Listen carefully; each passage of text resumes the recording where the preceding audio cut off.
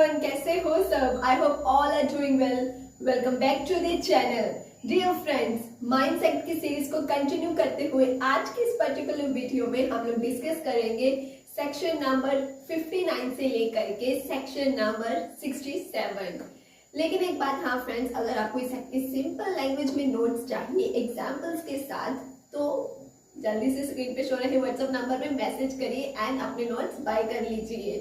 चलिए फिर शुरू करते हैं आज के टॉपिक को। तो फ्रेंड्स, सबसे पहले बात करते हैं सेक्शन नंबर 59 की। यार, आपको याद है हमने पिछली वीडियो में समझा था कि सेक्शन 57 और 58 बोलता है कि सेंट्रल गवर्नमेंट के पास ये पावर है कि वो रूल्स एंड रेगुलेशंस बना सकती है ना। लेकिन ये सेक्शन 59 बोलता है कि ऐसे नहीं कि गवर्नमेंट के मन में कोई रूल बनाने का आया और उन्होंने बना दिया। नहीं, कहते पहले उस रूल का जो ड्राफ्ट है ना वो पब्लिक को भी भेजना पड़ेगा। क्यों? सो दैट जो पब्लिक है ना वो भी अपने सजेशंस दे सके उस रूल के रिलेटेड। ठीक है, अब बात करते हैं इसके सेकंड पॉइंट की। सेकंड पॉइंट हम ये बोलता है कि ठीक है, हम फर्स्ट पॉइंट पे ये समझ गए कि जो गवर्नमेंट होती है वो पहले उस रूल का एक ड्राफ्ट क्या होता है वो पब्लिक को भेजते हैं। लेकिन ये नहीं कि आपने मान लो 1 जनवरी को भेजा ड्राफ्ट, ठीक है, अब आप 2-3 दिन बाद कह रहे हो चलो जी ठीक है बस मिल गया फीडबैक। नहीं, कम से कम कहते 3 महीने तक ना आप उस रूल को फाइनल नहीं बोल सकते। क्यों? क्योंकि आपको एटलीस्ट 3 मंथ्स का टाइम देना है लोगों को कि वो अपना फीडबैक अच्छे से दे सके। अब बात करते हैं इसके थर्ड पॉइंट की, लेकिन क्या बात करें, ये तो ऑमिट हो चुका है। चलिए बात करते हैं इसके फोर्थ पॉइंट की। अब फोर्थ पॉइंट बोलता है कि ठीक है, हमने ये तो समझ लिया ना कि जब तक आप उसको पब्लिक को पब्लिश नहीं करते उसका ड्राफ्ट, तब तक फाइनल नहीं माना जाएगा रूल्स, है ना, और 3 मंथ का समय भी देना है। ठीक, लेकिन अगर मान लो वो 3 मंथ पूरे हो गए और आप समझ रहे हो कि ये ड्राफ्ट जो था, ये रूल जो था, ये फाइनल हो गया। नहीं, अभी भी फाइनल नहीं हुआ, क्योंकि अभी भी एक और चेंज होनी बाकी है। पता है क्या? सेक्शन 12 जो बोलता था ना, कमेटी की बात करता था, कहते उस कमेटी को भी आपको वो ड्राफ्ट भेजना होता है। फिर वो कमेटी भी क्या करती है, सारा ड्राफ्ट सारा एकदम अच्छे से देख करके आपने एक रिपोर्ट बना करके उसके रिगार्डिंग भेजती है। ठीक है, तो पॉइंट बोलता है कि जब वो रूल बन गया है ना, जब एक बार वो फाइनल हो गया, तब अब उसको ना एकदम से वो लीगल रूल माना जाएगा। मुझे एक बात बताओ, जब एक्ट में जो भी रूल्स है अगर आप उन्हें तोड़ते हो तो सजा मिलती है ना। बिल्कुल वैसे ही जो वो रूल अब बनाया है सेंट्रल गवर्नमेंट ने, अगर वो फाइनल हो गया है तो उसको एकदम से लीगल रूल माना जाएगा। मतलब अगर उस रूल को कोई भी उसका वायलेशन करता है तो यही माना जाएगा कि एक ऑफेंस करा है, एक गलती कर दी है जिसकी सजा मिलेगी। वही फ्रेंड्स, अब इसका 6th पॉइंट पता क्या बोलता है? देखो, अब तक तो हमने ये समझा ना कि गवर्नमेंट को पहले उसका ड्राफ्ट पब्लिक को भेजना रहता है ना, लेकिन 6th पॉइंट ये बोलता है कि सेक्शन 58 का DE जो मतलब ये वाले जो रूल्स हैं, अगर मान लो जो गवर्नमेंट है वो बिल्कुल एकदम पहली बार अगर कोई रूल बना रही है, तो फिर ये जो पब्लिक वाला जो सिनेरियो था ना कि उसे भी आपको भेजना रहता है ड्राफ्ट, वो फिर जरूरत नहीं है। लेकिन कब? अगर जो गवर्नमेंट है बिल्कुल कोई पहली बार रूल बना रही है, तब उस केस में आपको क्या है, पब्लिक को ड्राफ्ट भेजने की जरूरत नहीं पड़ती है। सो यही 6 पॉइंट से इस सेक्शन में आई होप आपको सेक्शन 59 क्लियर हो गया होगा। Now let's talk about section number 60। Friends, जरा एक बात बताओ, गवर्नमेंट को पता चल गया कि एक इमरजेंसी है, इमरजेंसी के लिए उसको फटाफट से रूल बनाना है। जैसे कि हम जानते हैं कि गवर्नमेंट के पास पावर होती है रूल बनाने की। अब सेंट्रल गवर्नमेंट इमरजेंसी के लिए रूल बनाना चाहती है। सेक्शन 59 में हमने क्या समझा कि गवर्नमेंट को पहले पब्लिक को ड्राफ्ट भेजना पड़ता है, 3 महीने तक वेट करना पड़ता है, और तो और उसे कमेटी को भी ड्राफ्ट भेजना पड़ता है, फिर वो अपनी रिपोर्ट बना करके भेजती है। यार जरा सोचो, इमरजेंसी में क्या ये बात सही है कि पहले आप पब्लिक को ड्राफ्ट भेजो फिर 3 महीने तक फीडबैक का वेट करो? नहीं ना। इसीलिए सेक्शन 60 यहाँ पर ये बोलता है कि इमरजेंसी के टाइम पर गवर्नमेंट को बिल्कुल जरूरत नहीं है कि पहले वो चले जाके पब्लिक को ड्राफ्ट भेजे, 3 महीने फीडबैक का वेट करे, कोई जरूरत नहीं है। तो सेक्शन 60 क्या बोलता है, समझ गए? इमरजेंसी के टाइम पर फटाफट से रूल बनाओ और सिचुएशन को संभालो। Clear? Now let's talk about section number 61, bylaws. यार ये बायलॉज क्या चीज है? ये है फ्रेंड्स एक माइंड के इंटरनल रूल सिस्टम। क्यों बनाए जाते हैं ये और कौन बनाता है ये? सब सेक्शन 1 यहाँ पे ये बोलता है कि जो माइंड का ऑनर है या फिर जो माइंड का मैनेजर होता है ना, वो बनाता है ये इंटरनल रूल सिस्टम्स, ये बायलॉज। लेकिन क्यों? ताकि माइन में किसी तरह का एक्सीडेंट ना हो, वर्कर्स की सेफ्टी के लिए डिसिप्लिन बना रहे, ठीक है, प्रॉपर सब कुछ कन्वीनियंट तरीके से हो सके, इसके लिए वो बायलॉस बनाते हैं। लेकिन इन्हें अप्रूव पता कौन करता है? Central government. जैसे कि एग्जांपल देखो, एक माइन है, उस माइन में एक न्यू मशीनरी लगाई गई है, लेकिन यार वो जो मशीनरी है ना बड़ी डेंजरस है। अब यहाँ पे ऑनर या मैनेजर क्या कर सकता है? एक रूल बनाएगा। वो रूल क्या कहलाएगा? बायलॉ, ठीक है। वो रूल क्यों बनाएगा? क्योंकि हमें पता है कि मशीनरी बहुत डेंजरस है, इसलिए वो एक इंटरनल रूल बना देता है कि कौन से वर्कर्स है जो इस मशीनरी पे काम करेंगे, कितना एक्सपीरियंस आपके पास होना चाहिए इस मशीनरी पे काम करने के लिए, मेल वर्कर्स काम करेंगे या फीमेल वर्कर्स भी अलाउड है या नहीं अलाउड है, कौन से प्रिकॉशंस आपको यूज करने पड़ेंगे। लाइक इस तरह के वो रूल्स बना सकता है। क्यों बना रहा है वो ये रूल्स? सेफ्टी के लिए, सो दैट मिसहैपनिंग्स ना हो, एक्सीडेंट्स ना हो, एक प्रॉपर डिसिप्लिन बना रहे, ठीक है। मान लो उस मशीन के रिगार्डिंग ऑनर ने क्या करा? रूल्स बना दिए।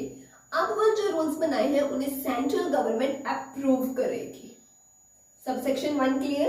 अब बात करते हैं इसके सबसेक्शन 2 की। यार सेकंड पॉइंट पता क्या बोलता है? देखो, सबसे पहले तो जैसा कि हमने इसके फर्स्ट पॉइंट में समझा कि इन्हें रूल्स बनाने होते हैं, बायलॉ बनाने होते हैं, लेकिन ये क्यों? देखो, या तो ऑनर खुद से भी बना सकता है, उसके मन में आ जाएगी मशीनरी डेंजरस है या ये इस चीज के लिए मुझे रूल बना लेने चाहिए, या हो सकता है कि चीफ इंस्पेक्टर और इंस्पेक्टर ने बोल करके रखा हो कि आपको रूल्स बनाने पड़ेंगे, आपको बायलॉस बनाने पड़ेंगे सेफ्टी के लिए, ठीक है। दोनों में से कोई भी हो सकता है, या तो ऑनर ने खुद से बनाया या चीफ इंस्पेक्टर या इंस्पेक्टर ने उनको बनाने को बोला है, ठीक। ये बात समझे? अच्छा, अब दूसरी बात जो मेन ये सेक्शन अभी बोल रहा है इस पॉइंट में, वो ये है कि जो ऑनर है ना, उसने जो ये बायलॉस बनाए हैं उसे 2 मंथ के विद इन उसने देना होता है इंस्पेक्टर को। अब मान लो 2 मंथ के विद इन उसने नहीं भेजे, हो सकता है उसको कुछ समय इंस्पेक्टर ने दे करके रखा था कि इतने समय में तुम्हें हमें रूल्स बना करके भेजने हैं, उसने नहीं भेजे। या मान लो चलो भेजे तो भेजा, उसने ड्राफ्ट भेजा तो भेजा वो रूल्स का, लेकिन सही ही नहीं थे, कुछ सफिशिएंट रूल्स बने नहीं थे। तो अब यहाँ पर जो इंस्पेक्टर है ना, वो खुद से न्यू ड्राफ्ट बना सकता है उन रूल्स के लिए। याद रखना, कब इंस्पेक्टर खुद से बनाएगा फ्रेंड्स? बोलो सबसे पहले। हाँ जी, या तो वो जो बंदा था, ऑनर था, उसने 2 महीने के अंदर अंदर नहीं ड्राफ्ट भेजा, या फिर जो टाइम उसने इंस्पेक्टर ने दिया था उसने उस टाइम में नहीं भेजा, या फिर हाँ जी उसने जो बनाए थे ड्राफ्ट के रूल्स भेजे थे वो सफिशिएंट ही नहीं थे। तो ऐसे सिनेरियो में जो इंस्पेक्टर है वो खुद से ड्राफ्ट रूल्स बना सकता है, या फिर जो ऑनर ने ड्राफ्ट के रूल्स भेजे थे वो ऐसा भी कर सकता है कि काफी हद तक ठीक है, लेकिन जो कुछ थोड़ा बहुत ऊंच नीच है उसको हम मॉडिफाई कर देते हैं, तो वो ऐसा भी कर सकता है, थोड़ा बहुत मॉडिफाई करके वो क्या करेगा? ऑनर को रिव्यू के लिए भेज देगा। कौन? इंस्पेक्टर।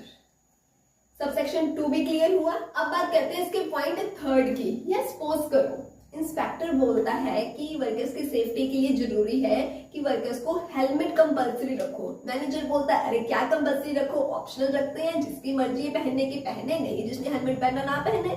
तो यहाँ पे दोनों का आपस में कॉन्फ्लिक्ट हो रहा है। एक बोलता है कि रूल होना चाहिए कि हेलमेट यूज करना कंपल्सरी होना चाहिए, ऑनर बोलता है कि नहीं चाहिए, ऑप्शनल होना चाहिए। अब यहाँ पर फिर पता क्या होगा? 2 मंथ के विद इन जब उस रूल के रिलेटेड दोनों आपस में झगड़े जा रहे हैं, कुछ फाइनल डिसीजन निकल करके नहीं आ रहा, तो फिर उस सिनेरियो में जो वो सेक्शन 12 में कमेटी की बात करी थी ना हमने, वो कमेटी के पास ही मामला जाएगा। फिर वो डिसाइड करेगी कि क्या होना चाहिए, हेलमेट कंपल्सरी होना चाहिए या ऑप्शन। मतलब फिर वहां पर फाइनल डिसीजन कमेटी का रहेगा। कब? बोलो बोलो। हाँ, जब इंस्पेक्टर और ऑनर दोनों आपस में भिड़ रहे हैं, इनका कुछ डिसीजन नहीं निकल के आ रहा, फिर कमेटी की एंट्री होगी और कमेटी फाइनल डिसीजन लेगी। अब बात करते हैं इसके पॉइंट 4 की। अब 4th पॉइंट पता क्या बोलता है फ्रेंड्स? चलो मान लो या तो कमेटी ने इनका एग्रीमेंट करवा दिया, मतलब रूल पक्का करवा दिया कि ये फाइनल रखो, या इन्होंने जो ऑनर ने ड्राफ्ट बनाया था वही फाइनल हो गया, या इंस्पेक्टर वाला फाइनल हो गया, जो भी है, मतलब रूल बना लिया इन लोगों ने, ठीक है। अब वो रूल जाएगा सेंट्रल गवर्नमेंट के पास अप्रूवल के लिए, लेकिन सेंट्रल गवर्नमेंट भी ना इसे सीधा सीधा अप्रूवल नहीं देगी। वो क्या करेगी? पहले पब्लिक नोटिस देगी, लाइक कॉपी इसकी कहाँ से मिलेगी, ठीक है, बायलॉ का प्रपोजल देगी वो, और बोल सकती है कि मान लो मिनिमम 30 डेज के अंदर अंदर अगर किसी को ऑब्जेक्शन है तो हमें बताओ। अगर किसी को ऑब्जेक्शन है तो सेंट्रल गवर्नमेंट बोलेगी कि हमें रिटर्न में बताओ कि आपको ऑब्जेक्शन है, और एक स्ट्रॉन्ग ग्राउंड दो, एक वजह दो कि क्यों आपको ऑब्जेक्शन है, क्या लगता है आपको कि क्या कारण है इसके ऑब्जेक्शन का, हमें बताइए। फिर जब वो सारे ऑब्जेक्शन जिनको भी थे उन्होंने अपना अपना लिख करके दे दिया, फिर वो सारे ऑब्जेक्शंस को कंसीडर करके ही सेंट्रल गवर्नमेंट देखती है कि इस रूल को अप्रूवल देनी है या नहीं। सब कुछ कंसीडर करने के बाद ही मतलब फिर जाकर के सेंट्रल गवर्नमेंट क्या है, अप्रूवल देती है।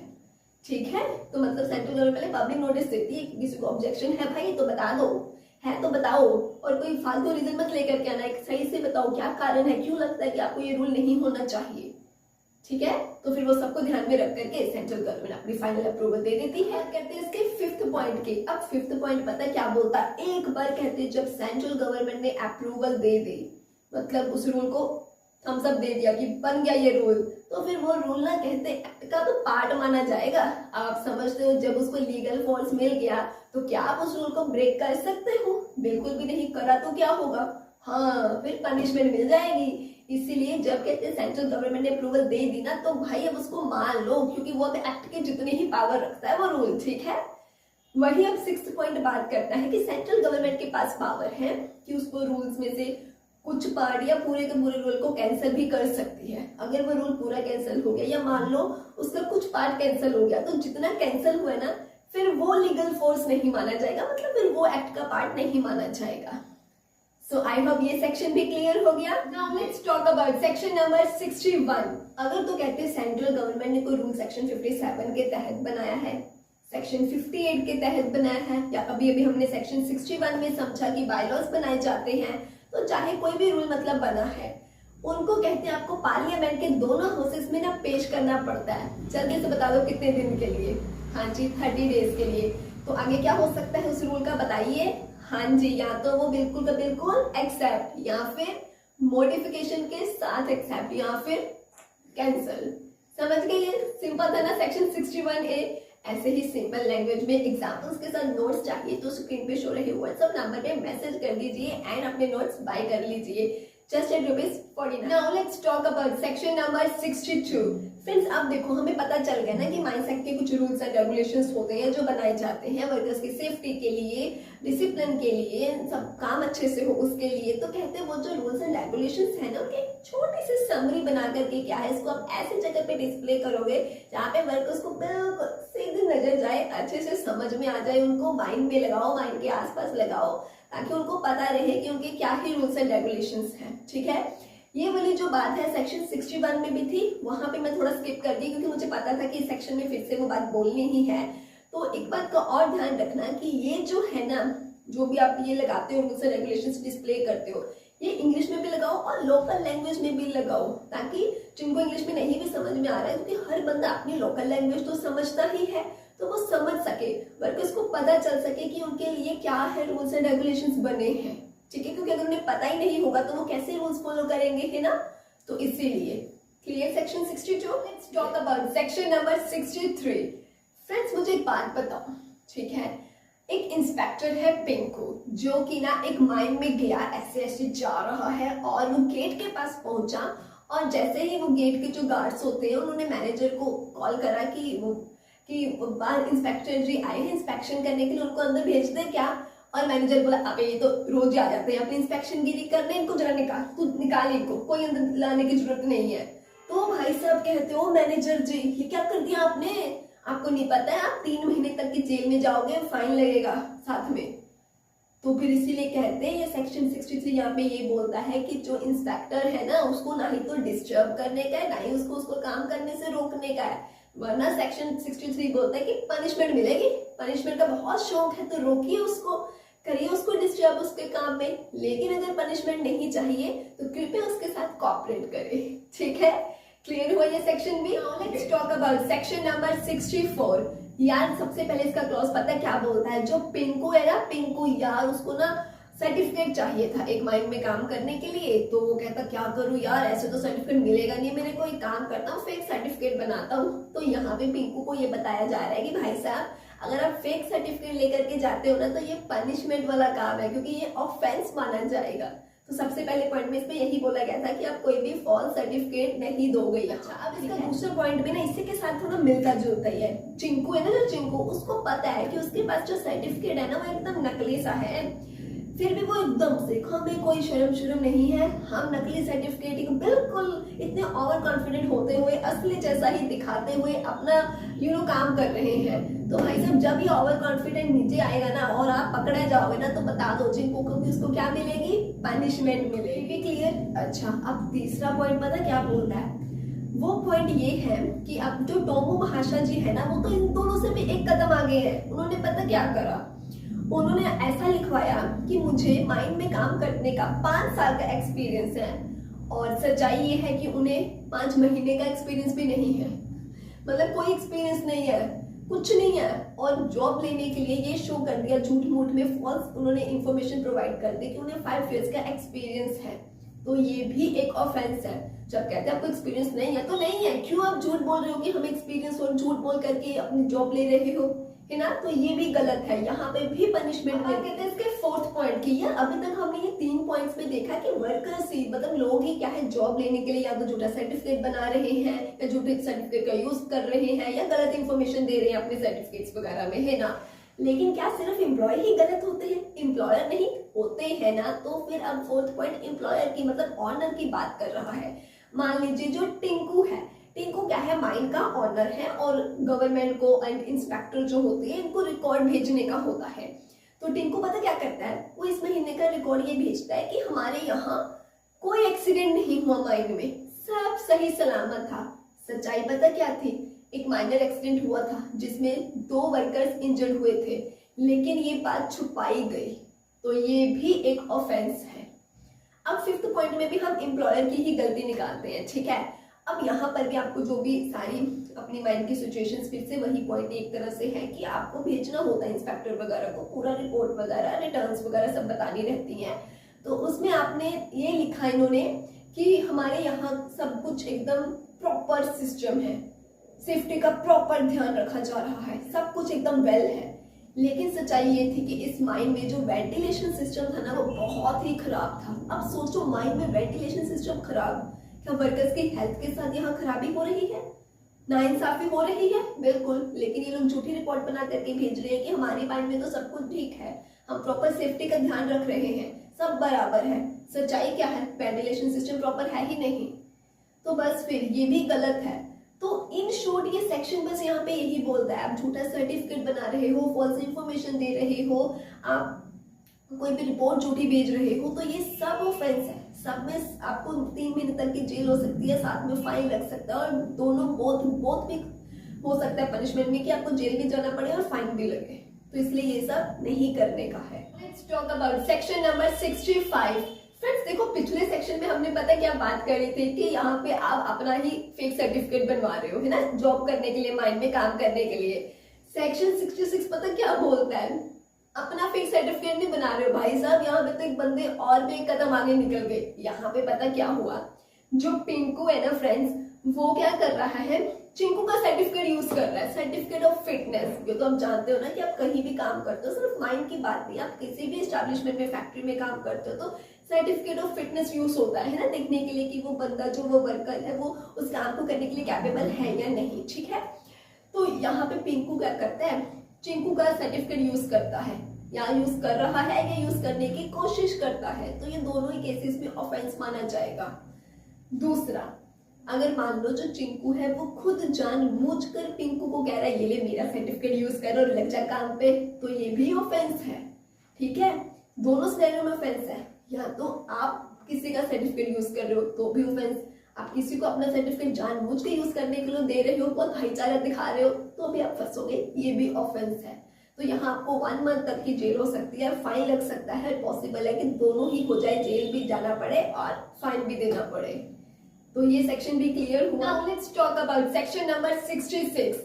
अब पता क्या होता है, देखो कहते जो भी आपको माइंड के मान लो प्लान है, लाइक माइंड का जो मैप होता है या लेआउट होता है, ठीक है, या माइंड के जो भी रिपोर्ट्स होते हैं, रजिस्टर्स होते हैं, डॉक्यूमेंट्स होते हैं, रिटर्न्स वगैरह, ये सब कुछ क्या है, मतलब लॉ के हिसाब से जो चीजें सबमिट करनी जरूरी होती है, वो या तो आप सही तरीके से सबमिट नहीं कर रहे हो, या आप सही टाइम पर सबमिट नहीं कर रहे हो, तो ये एक ऑफेंस माना जाएगा।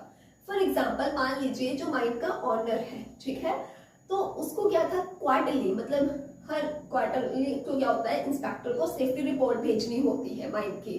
तो या तो वो भूल गया या उसने जानबूझ के इग्नोर कर दिया, क्या यार इनको भेजे जाओ रिपोर्ट बना कर करके, तो फिर ये एक ऑफेंस माना जाएगा। यहाँ पर कहते हैं अगर कोई भी ओनर, कोई भी माइंड का मैनेजर या फिर एजेंट जो चीजें जरूरी है सबमिट करनी माइंड के रिलेटेड, अगर वो नहीं करता है या करता तो है पर सही तरीके से नहीं करता, तो वो एक ऑफेंस माना जाएगा। क्लियर?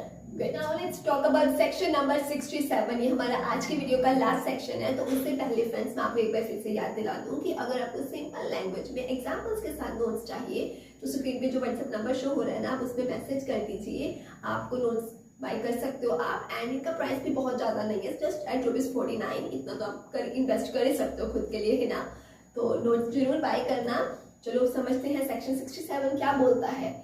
तो फिर सेक्शन 67 अब यहाँ पर ये बोलता है कि अगर मान लो नहीं, एक्चुअली कहते हैं कि पहले मैं एक बात बोल देती हूँ कि ये सेक्शन कहता क्या है। इसमें ये बोला गया है कि माइंड के रूल्स रेगुलेशंस के अकॉर्डिंगली अगर जो रूल्स बने गए हैं, मान लो उस रूल्स में ये बात क्लियर लिखी हुई है कि कौन बंदा जो है वो माइंड में वर्क कर सकता है एंड कौन नहीं कर सकता, फिर भी जो ऑनर है या जो मैनेजर है वो ऐसे लोगों को माइंड में काम करने के लिए दे रहा है, मतलब काम करने दे रहा है जो कि अलाउड ही नहीं है रूल्स के हिसाब से, वो एक तरह से इलीगल प्रेजेंस हो गई, तो फिर आपको ऑफेंस माना जाएगा और पनिशमेंट मिलेगी।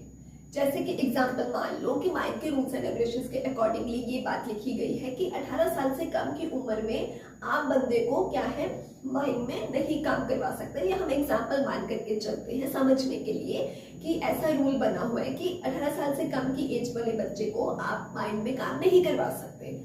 पता होते हुए भी नॉइंगली क्या है, मतलब जानबूझ करके मैनेजर क्या करता है या ऑनर क्या करता है, वो 16 साल के बच्चे को माइंड में काम पे रख लेता है, तो ये एक ऑफेंस माना जाएगा। ठीक है, तो सेक्शन 67 यही बोलता है कि आपको पनिशमेंट मिल जाएगी फिर अगर आप रूल्स एंड रेगुलेशंस को तोड़ते हुए अपना फेवरेटिज्म, वो बॉलीवुड में क्या होता है नेपोटिज्म, हाँ वो नेपोटिज्म वाला सिस्टम दिखा रहे हो। ठीक है, मतलब वो जैसे एक और एग्जांपल दो, है ना, सर्टिफिकेट ऑफ फिटनेस क्यों होता है मुझे बताओ, यही देखने के लिए ना कि अपनी हेल्थ वाइज वो बंदा इस काम को करने के लिए कैपेबल है या नहीं। यार आपको पता है कि वो कैपेबल नहीं है, फिर भी वो आपके रिश्तेदार का, दूर के रिश्तेदार का चचेरा भाई है कोई मान लो, और आप क्या कर रहे हो, सिर्फ रिश्तेदारी के चक्कर में वो कैपेबल भी नहीं है बंदा, फिर भी उसको काम पे रख रहे हो। क्यों? उसकी हेल्थ के साथ क्यों इससे कर रहे हो खिलवाड़, क्यों रिस्क ले रहे हो? ठीक है, मतलब वो तो बेवकूफ है जो लग रहा है काम पे, आप भी वही हरकत कर रहे हो, तो ठीक है फिर कहते पनिशमेंट ले लो। जब वो बंदा रूल्स के हिसाब से अलाउड ही नहीं है उसको कि वो माइंड में काम कर सके अपनी हेल्थ के चक्कर में, तो फिर भी आप उसको अलाउ करते हो अपने रिश्तेदारी निभाने के लिए, तो ठीक है साथ में सजा लेने के लिए तैयार हो जाइए। समझ गए सेक्शन 67? ठीक है। सो माय डियर फ्रेंड्स, आज के लिए बस इतना ही। आई होप आपको आज के सारे टॉपिक्स अच्छे से क्लियर हो गए। मिलते हैं अपकमिंग वीडियो में, तब तक के लिए bye bye, take care, happy learning.